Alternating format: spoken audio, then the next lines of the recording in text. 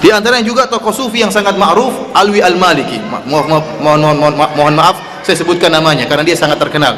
Alwi Al-Maliki yang ada di Mekah, yang sudah meninggal, yang banyak orang Indonesia belajar tempat dia. Baik, yang kelima, Firanda Andirja.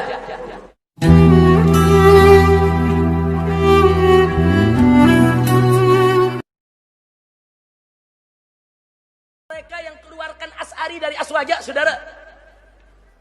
Padahal Wahabi ini baru lahir abad ke-12. Aswaja udah ada dari awal, saudara, dari zaman salaf. Kok bisa yang lahir belakangan mengeluarkan Asy'ari sebagai as-sawadul a'zam, mayoritas muslimin terbesar di dunia? Tidak ada satu dunia Islam pun yang gak ada Asy'arinya, sudah. Kok bisa-bisanya mereka keluarkan dari Aswaja? Nah, ini gara-gara sikap ulama Wahabi seperti ini, sengaja atau tidak sengaja, ini menularkan kepada Wahabi yang ada di Indonesia. Mari kita lihat. Saudara, Wahabi Indonesia menghujat Asy'ari. Satu, saudara, saya tuliskan namanya, Yazid Jawas. Dalam buku berjudul Mulia dengan Manhaj Salaf, bab 13 halaman 519 sampai 521, dia menyatakan Asy'ari adalah firqah sesat dan menyesatkan. Saya tidak fitnah, ada bukunya, dijual, dibaca orang, saudara. Baik, yang kedua kita masukkan lagi, saudara, Abdul Hakim Abdad, saudara, dalam buku Risalah Bid'ah bab 19 halaman 295 mengatakan Asy'ari adalah firqah bid'ah.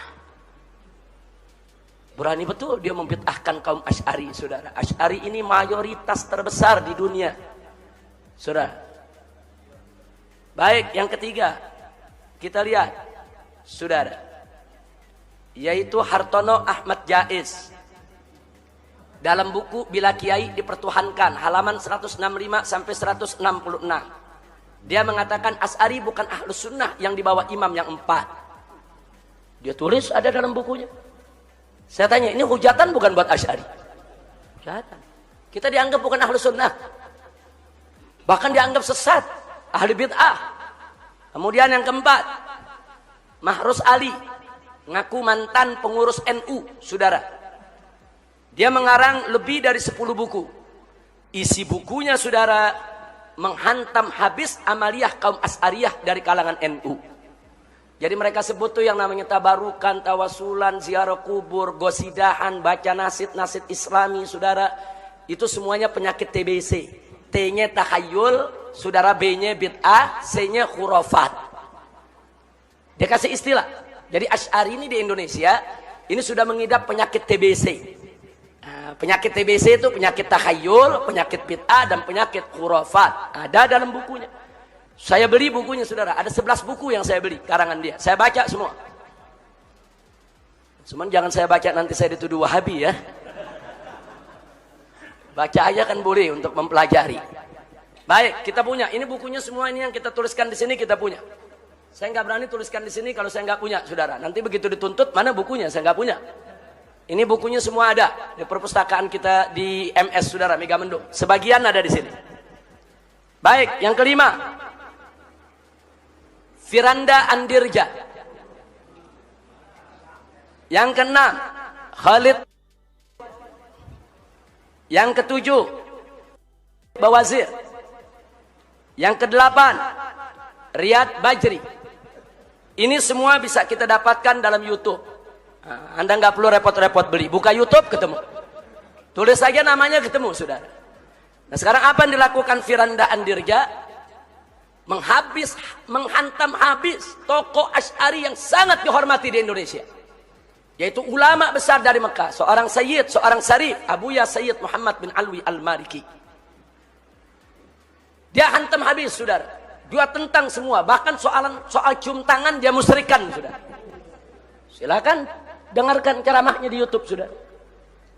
Nah, baik.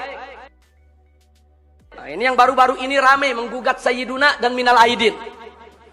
Urusan Minal Aidin yang banyak diamalkan kaum Asy'ari di Indonesia digugat-gugat. Minal Aidin bid'ah lah, udah nyunnah lah, saudara. Nah, kemudian disindir-sindir, apa tuh Minal Aidin? Selamat kembali, kembali dari apa? Mesti disebutin dong, kembali dari Jakarta, kembali dari Surabaya. Masya Allah. Tuh ada sindiran macam itu, saudara. Nah, jadi sekali lagi hal yang nggak penting, saudara. Mereka korek, akhirnya timbul perdebatan di mana-mana dan bisa mengantarkan kepada perpecahan. Jadi sekali lagi hal yang nggak penting, saudara. Mereka korek, akhirnya timbul perdebatan di mana-mana dan bisa mengantarkan kepada perpecahan. Ini yang belum lama ini rame, saudara, mengatakan kaum Asy'ari itu kalau ba'da sholat tuh baca-baca selawat, saudara, itu lagi nyanyi itu lagu ba'da maghrib namanya. Masya Allah. Kenapa usil? Kalau mereka nggak mau zikir bersama, ya nggak usah zikir bersama, nggak usah usil dengan amalia saudaranya. Orang NU yang baca sholawatan, saudara, orang-orang Asy'ari yang baca-baca qasidah, nggak usah usil. Nah kemudian Riyad Bajri, saudara, oh ini paling ekstrim lagi nih. Nah, dia katakan demo siapapun sesat dan halal darahnya. Bahkan dalam rekaman lainnya dia katakan apa? Kita ini dituduh Wahabi, hajar itu yang menuduh kita. Jangan datang itu, ngapain kita datang itu kiai-kiai mereka? Kita hajar habis mereka. Ini termasuk wala dan barra. Jadi artinya kalau ada orang mendatangi Kiai Asy'ari, berarti dia nggak punya barra, nggak punya wala kepada tauhid. Silakan dengarkan, saudara. Jadi saya tidak memfitnah, saya tidak menuduh, saudara. Ini fakta semua ada. Nah, jadi kalau memang saudara-saudara saya di Wahabi yang baik, yang santun, yang selama ini dekat dengan saya, tidak mau saya mengkanter persoalan-persoalan seperti ini, tolong nasihati mereka ini. Nasihati saudara-saudara mereka.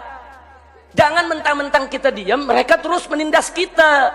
Jangan, bukan mereka aja yang hafal Quran, bukan mereka aja yang hafal hadis, bukan mereka saja yang tahu tafsir, bukan. Ahlus sunnah wal jamaah ini gudang ulama, gudang ahli tafsir, gudang ahli hadis, gudang ahli usul, gudang ahli akidah.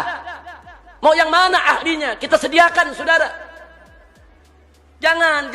Jadi kalau nggak mau buat kita marah, tolong mereka ini direda. Suruh jangan bikin pernyataan yang mecah belah umat. Saya mau tanya, saudara, ini kalau pernyataan begini lama-lama Asy'ari tersinggung tidak? Lama-lama marah tidak? Kalau marah bisa jadi konflik tidak? Saya mau tanya, kalau begini caranya lama-lama Wahabi bisa diganyang tidak? Bisa diperangi tidak? Itu yang kita tidak mau terjadi, saudara. Biarkan perpecahan yang terjadi di Syria, yang terjadi di Irak, yang terjadi di Libya, yang terjadi di Yaman, tidak boleh terjadi di Indonesia. Harus kita jaga Indonesia ini harus aman, tenang, damai. Dan selama Ahlus Sunnah wal Jamaah menjadi mayoritas, saudara, di negara Republik Indonesia ini, kemudian mayoritas ini bersatu, betul-betul mengamalkan akidah, yaitu Ahlus Sunnahnya, insya Allah NKRI ke depan akan menjadi baldatun thayyibatun wa rabbun ghafur.